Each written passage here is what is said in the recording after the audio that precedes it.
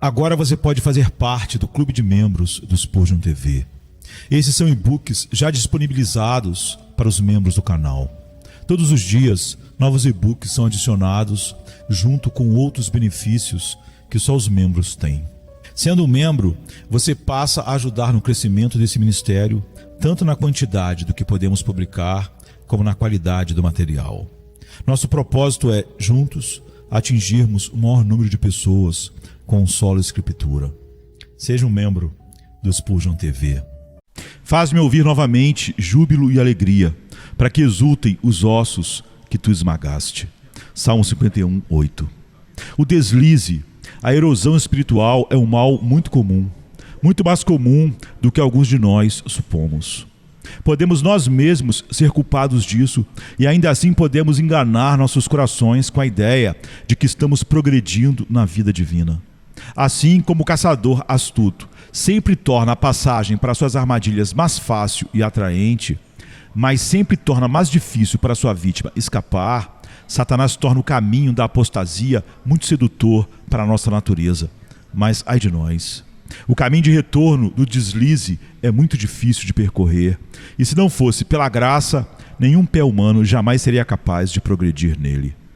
Se eu for bem-sucedido esta manhã em chamar a atenção para o declínio na vida espiritual, especialmente em chamar a atenção daqueles para o assunto a quem mais diz respeito, quero dizer, aqueles que estão eles próprios declinando, ficarei realmente feliz.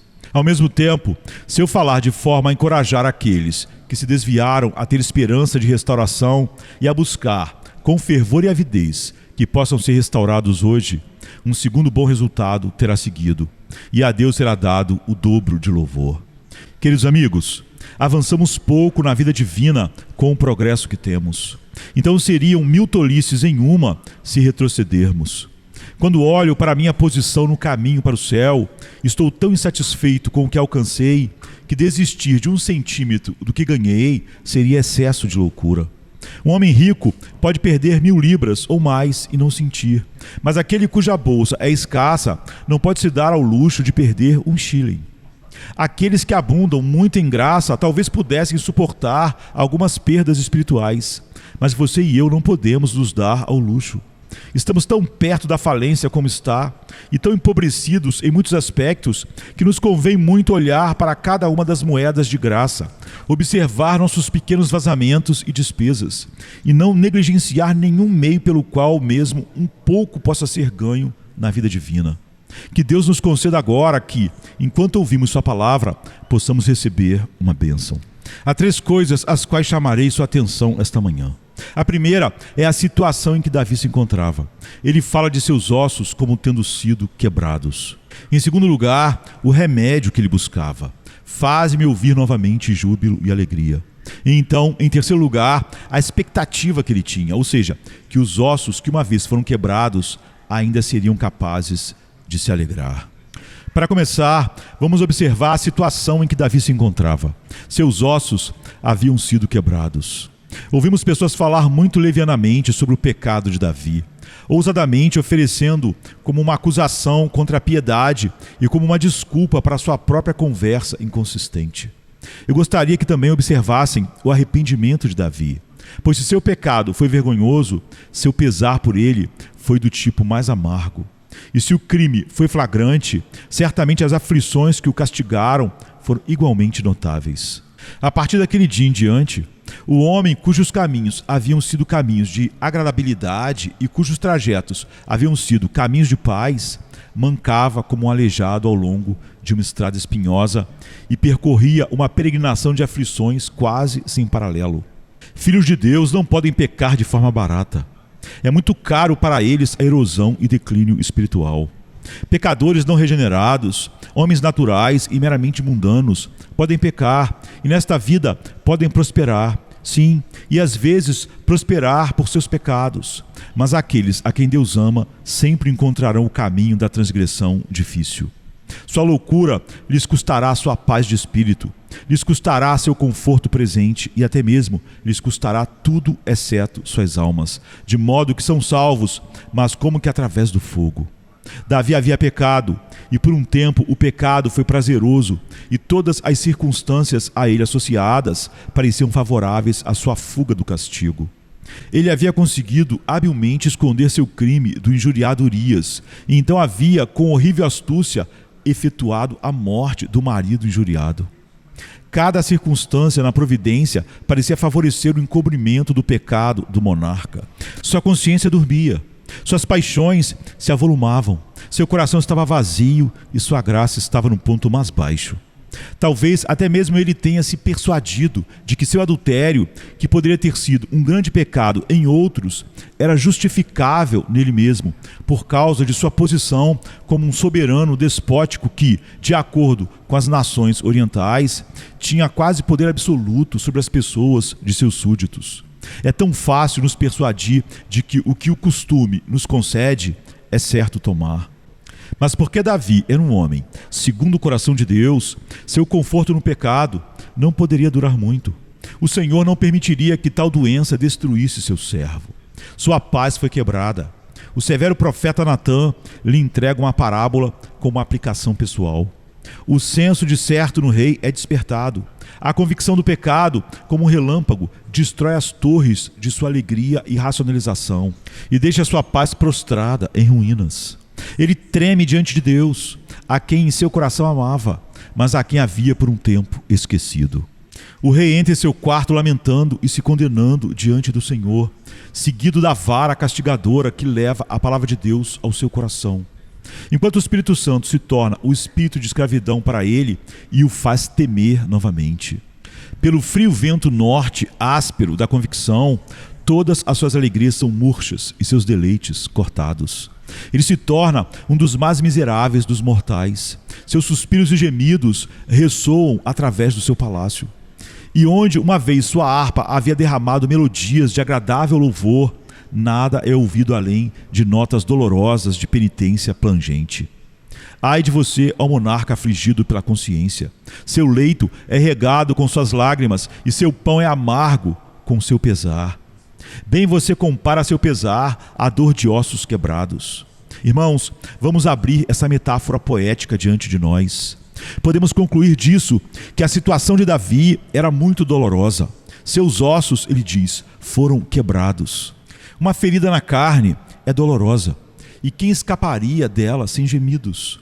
Mas aqui estava uma lesão mais séria, pois o osso foi atingido e completamente esmagado. Nenhuma punição provavelmente era mais cruel do que o de quebrar pobres desgraçados vivos na roda, quando uma barra pesada de ferro esmagava os grandes ossos dos braços e das pernas. A dor deve ter sido excruciante até o último grau. E Davi declara que a angústia mental que ele suportava era comparável a tal agonia extrema da tortura.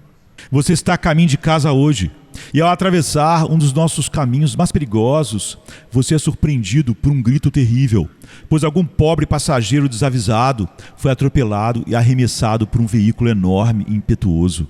Você corre para o resgate, mas é tarde demais. O infeliz está pálido e com a semelhança da morte. E a palavra soa terrivelmente em seus ouvidos compassivos quando você é informado de que seus ossos estão quebrados, esmagados. Pensamos relativamente pouco em feridas que apenas rasgam as cortinas da carne, mas quando os sólidos pilares da casa da virilidade são partidos ao meio e os suportes do corpo são quebrados, então todo homem confessa que a dor é realmente grande. Davi declara que tal era a sua angústia mental. Sua alma estava dilacerada e torturada, angustiada e atormentada. A dor de um osso quebrado é tão constante quanto é excruciante. Impede o sono durante a noite e o conforto durante o dia. A mente não pode ser desviada dela. Os homens não podem se livrar da lembrança de que este seu corpo está tão gravemente ferido. Ó, cuidado, vocês crentes, que agora estão tentados pelos atrativos do pecado. E lembrem-se do absinto e fel que serão encontrados em seus resíduos. Vocês que sentem as suaves lisonjas do pecado serem tão agradáveis à sua carne, estão prontos para ceder às suas suaves fascinações. Lembrem-se de que quando ele se revelar, a suavidade do seu toque terá desaparecido, e será para você como um martelo enorme, ou como as rodas esmagadoras do carro de Juggernaut, esmagando seu espírito com angústia. A pata de veludo do tigre do pecado esconde uma garra dilacerante. Cuidado enquanto há tempo. A metáfora também significa que o resultado de seu pecado e de seu arrependimento foi extremamente sério. Uma coisa trivial é superficial. Aquilo que está apenas na superfície não é uma questão que possa nos causar profunda ansiedade. Mas um osso quebrado não é algo para se rir. Uma lesão dessas obriga um homem a trocar sua despreocupação por apreensão. Se fosse apenas uma ferida na pele, ele poderia ter envolvido um lenço ao redor dela e seguido seu caminho, e ter dito: vai cicatrizar no devido tempo. Mas no caso de um osso quebrado, esmagado, ele tem que mandar ansiosamente chamar o cirurgião e sabe que deve ficar de repouso por muito tempo. Ele sente que o acidente não é uma mera bagatela. Acreditem em mim, queridos amigos. A genuína tristeza pelo pecado não é, como alguns supõem, mero sentimentalismo que muitos sentem e se enganam pensando ser a tristeza pelo pecado que o Espírito Santo produz. Sob a tristeza pelo pecado, tenho visto homens quase enlouquecerem. Até parecia que suas mentes falhariam sob suas apreensões de culpa e sua gravidade. Sim, alguns de nós já sentiram isso pessoalmente e testemunhamos que se todas as formas de dor corporal pudessem ser acumuladas sobre nós de uma vez, preferiríamos suportá-las todas a carregar o peso do pecado. Acreditem em mim, como tenho certeza de que farão aqueles que sentiram mesmo, que a culpa na consciência é pior do que o corpo na tortura. Mesmo as chamas da estaca podem ser suportadas com alegria, mas as queimaduras de uma consciência atormentada por Deus são, além de toda medida, insuportáveis. Muitos têm sentido essa angústia da alma e suportado isso mês após mês, mas finalmente encontraram descanso. Assim, há conforto nesta miséria, pois termina bem e proveitosamente. Que vocês que agora sentem seus ossos quebrados, agora roguem, como Davi fez: faze-me ouvir júbilo e alegria, para que os ossos que tu quebraste se regozijem. A situação em que Davi caiu foi mais do que séria e dolorosa, foi complicada. O ajuste de um osso quebrado pode confundir o cirurgião, mas qual é sua tarefa quando muitos ossos estão quebrados? Em um osso, uma fratura composta envolverá grande dificuldade em juntar as peças divididas, na esperança de que ainda novo osso possa ser formado e assim o membro possa ser poupado da amputação. Mas se isso se estender a um braço quebrado e perna e costela, se em muitos lugares o pobre corpo humano se tornou ferido, quão extremamente cuidadoso deve ser o cirurgião. Muitas vezes, o próprio tratamento que pode ser útil para um membro pode ser prejudicial para o outro. A doença em um membro pode agir sobre outro. A cura de todo o corpo onde todos os ossos estão quebrados deve ser um milagre. Se um amontoado de miséria, um homem cheio de ossos quebrados, ainda se tornará saudável e forte, grande crédito deve ser dado à habilidade do cirurgião. Irmãos e irmãs, vocês veem o caso de um homem, então, que pecou contra Deus ao retroceder de seus caminhos e que é fortemente atingido por sua consciência e pelo Espírito Santo? É uma tristeza complicada e profunda angústia mental que ele suporta. A metáfora de ossos quebrados também parece indicar que os poderes maiores da alma estão entristecidos e afligidos. Os ossos são a parte mais importante da estrutura do corpo. Em nossos espíritos existem certas graças que são, por assim dizer, os ossos do homem espiritual. A estes Davi se refere. Nosso Pai Celestial às vezes está satisfeito quando pecamos em permitir que nossa fé se torne fraca como um osso quebrado. Não podemos compreender as promessas que outrora nos deliciavam. Não podemos expressar a palavra encorajadora como fazíamos em dias mais felizes. Nossa fé nos traz dor em vez de descanso. Ele permite que nossa esperança perca seu poder de criar alegria.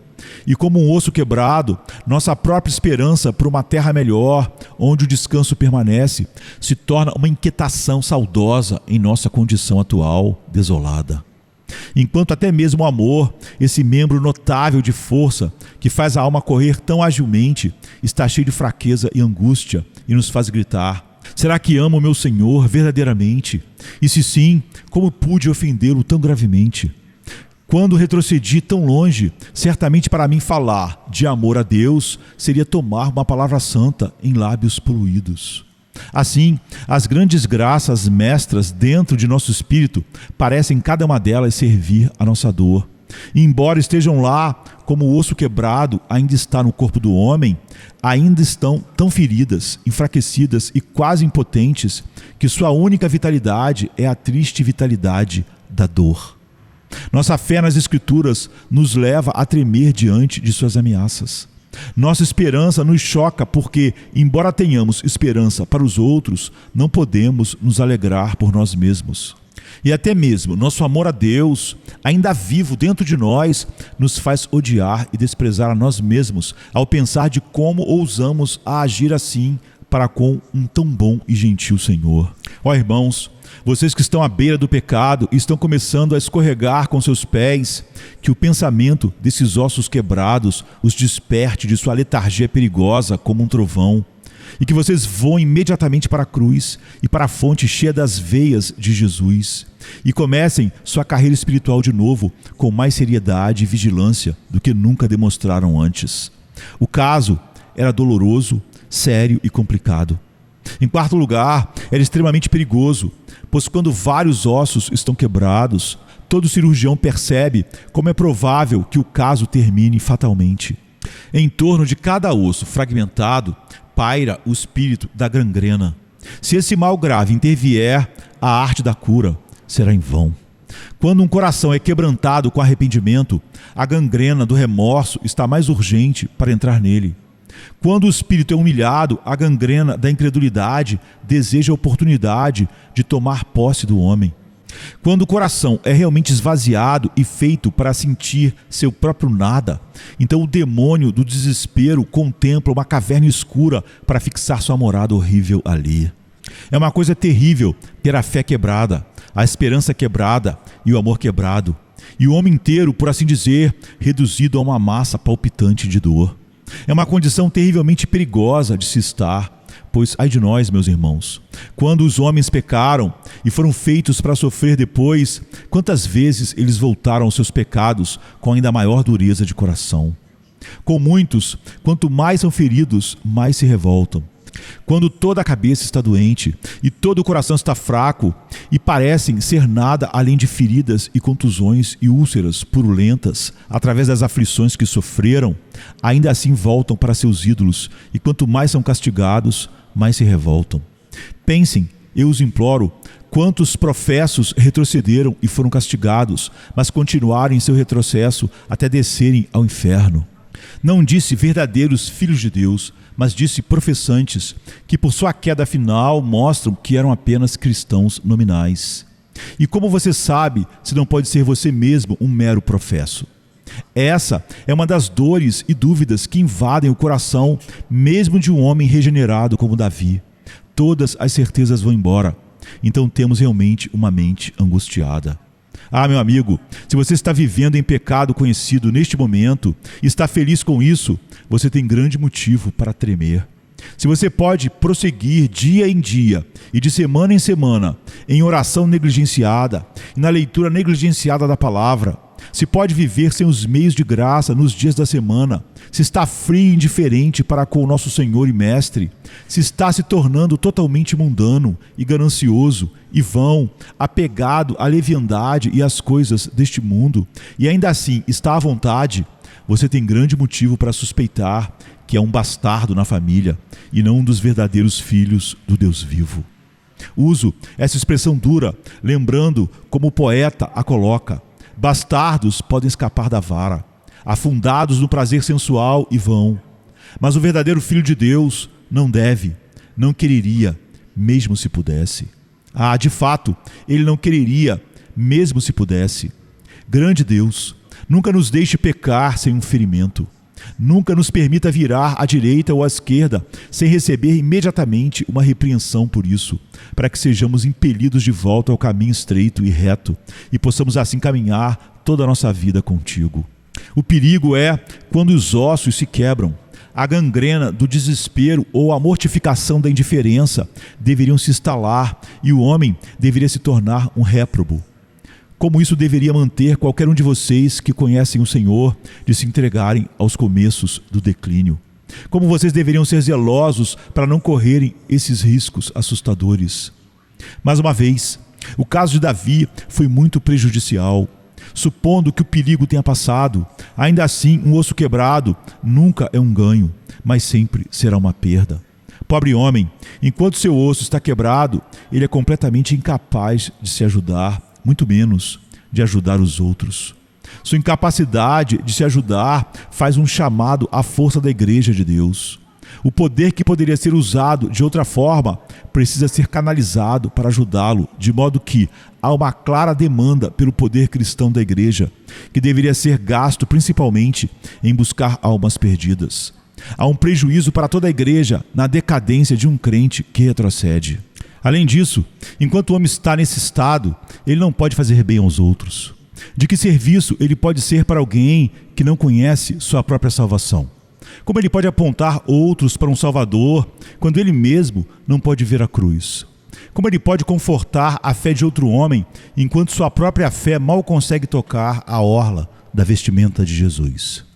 Com que energia e poder ele ajudará os fracos quando ele próprio é o mais fraco de todos? Sim, e deixe-me dizer, mesmo depois que Deus, em sua misericórdia, tenha curado todos os ossos quebrados, ainda é um prejuízo triste para um homem ter tido seus ossos quebrados. De alguma forma, nunca há a liberdade de ação e o grau de energia no braço curado que há no que nunca foi quebrado. É uma grande bênção para o aleijado ser ajudado a andar com uma muleta, mas é uma bênção maior nunca ter sido aleijado. É uma bênção inefável ter sempre sido capaz de correr sem se cansar e andar sem desfalecer. Quando o osso de um homem é quebrado em sua juventude, mesmo que seja ajustado da melhor forma possível, ainda ouvi dizer que ele sente as mudanças do clima e sentirá estalos e choques desconhecidos antes, lembretes desagradáveis de que ele já foi quebrado. Assim é conosco. Se caímos em pecado, mesmo que tenhamos nos recuperado, há uma fraqueza deixada e uma tendência à dor. Nunca somos os mesmos homens depois de retroceder como éramos antes. Nunca nos recuperamos completamente de um grande declínio espiritual, de modo a sermos, tudo considerado, exatamente o que éramos antes. Eu concedo que em alguns pontos podemos nos tornar superiores, como por exemplo, no conhecimento de si mesmo e na experiência da vida divina. Podemos até ter avançado, mas ainda em agilidade sagrada, em vivacidade sagrada, em exultação consagrada, não somos o que éramos. Desafio Davi era dançar diante da arca de Deus com todo o seu vigor após o pecado com Betsabá tê-lo aleijado. Sim, e não houve mais matança de gigantes, não houve mais matança de seus 10.000. Há muito pouco de grande e poderosa façanha em prol de Israel após o pecado, embora tenha sido sucedido por uma recuperação graciosa. Concedo que Davi exibiu virtudes de outra classe e excelências de outro tipo, mas mesmo essas não são suficientes para nos tentar a arriscar o experimento para nós mesmos. Deus conceda que nossos ossos não sejam quebrados, para que nossa alma não seja danificada para a vida, que nunca sejamos como um navio que esteve à beira do naufrágio e escapou por pouco das rochas. Puxado para o porto com extrema dificuldade, seu casco quase inundado, sua carga estragada, seus mastros desabados, suas bandeiras desaparecidas, sua tripulação e passageiros todos molhados e salvos por um triz, uma mera carcaça arrastada para o porto pela infinita misericórdia. Deus conceda, em vez disso, que tenhamos uma entrada abundante no reino de nosso Senhor e Salvador Jesus Cristo, com todas as velas içadas, com uma boa carga a bordo, para o louvor da glória da sua graça, que nos tornou aceitos no amado. Mais uma reflexão sobre esse ponto, e é que, embora o caso de Davi tenha sido muito doloroso, muito sério, muito complicado, muito perigoso e muito prejudicial, ainda assim era esperançoso. A cláusula salvadora está aqui, os ossos que tu quebraste. O que? Deus quebrou esses ossos? Então a quebra não foi acidental, mas por desígnio. Deus, em castigo, tratou do espírito de Davi e o levou a essa tristeza mortal. Então ele que fere pode curar. Poder infinito repousa em Deus, e se Ele, em sabedoria, se agradou em quebrar, Ele, em misericórdia, se agradará em recolocar os ossos. Ó espíritos feridos, longe de mim feri-los ainda mais. Muito mais eu ajudaria a colocar os esparadrapos e as talas. Que isso então seja seu consolo, como um pedaço de esparadrapo celestial para você. O Senhor tira a vida e dá a vida, faz descer a sepultura e faz tornar a subir dela. Somente Ele pode fazer isso. Se sua tristeza é um ódio pelo pecado, dependa disso. O diabo não lhe deu essa tristeza e sua própria natureza não a gerou. É uma tristeza dada pelo céu, e quando ela cumprir seu propósito, será uma tristeza removida pelo céu. Esses ossos seus ainda serão curados, sim, e ainda se regozijarão. A lição para esta parte desse assunto, então, é que quantos agora possuem qualquer saúde e desfrutam da doçura da vida espiritual, tenham cuidado para não perdê-la. Que os que perderam sua proximidade com Deus estejam ansiosos para recuperá-la antes que males piores venham. Que aqueles que estão quase em desespero se animem, pois não podem estar em situação pior do que Davi estava. E o Deus que resgatou Davi pode resgatá-los. Que eles não se deixem cair no desespero, mas com e como salmista, que eles se levantem com humilde esperança e se dirijam, como estamos fazendo agora, ao remédio de Deus. É sexta-feira chega trazendo a noite em seu manto. Jesus em súplicas, enquanto Pedro sucumbe ao encanto do sono. Judas, com seu beijo, selou o destino. Traição que esboça o pranto. No silêncio da noite, a esperança parece se esconder. Mas o eco do domingo aos poucos começa a nascer. Pilatos em sua indecisão, o sinédrio em conspiração, a turba em escárnio desconhece a ressurreição. Discípulos fugitivos, corações partidos, Maria em lágrimas, Pedro nega, o galo canta anunciando amanhã que tarda. É sexta-feira, clama a criação, mas o domingo se anuncia, trazendo redenção. Nosso Salvador, sob o peso da cruz, caminha entre a multidão que zomba, sua santidade diminui. A coroa de espinhos, o sangue que escolhe marcas de amor infinito. É a sexta-feira, mas a esperança do domingo não está tão distante. Elevado na cruz, entre criminosos a dor se faz presente. O véu se rasga, a terra treme, o céu escurece, um silêncio envolvente. A pedra colocada, os guardas se postam, a vigília começa, mas a promessa do domingo no coração ainda aquece.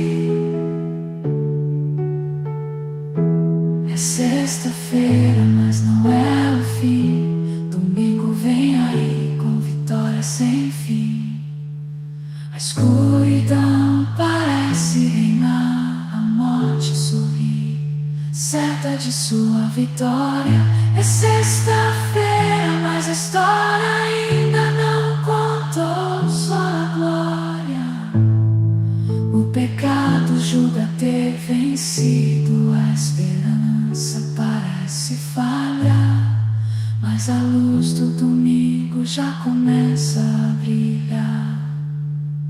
O túmulo agora vazio, a pedra removida, Jesus ressuscita. ressuscitou, trazendo vida. Manhã de domingo, brilha a esperança restaurada. A morte foi vencida, a redenção proclamada. É sexta-feira, mas a alegria vem com o amanhecer. Domingo já chegou, ensinando-nos a renascer.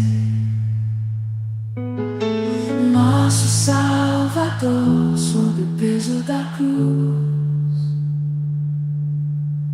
caminha entre a multidão que zomba, sua santidade diminui. A coroa de espinhos, o sangue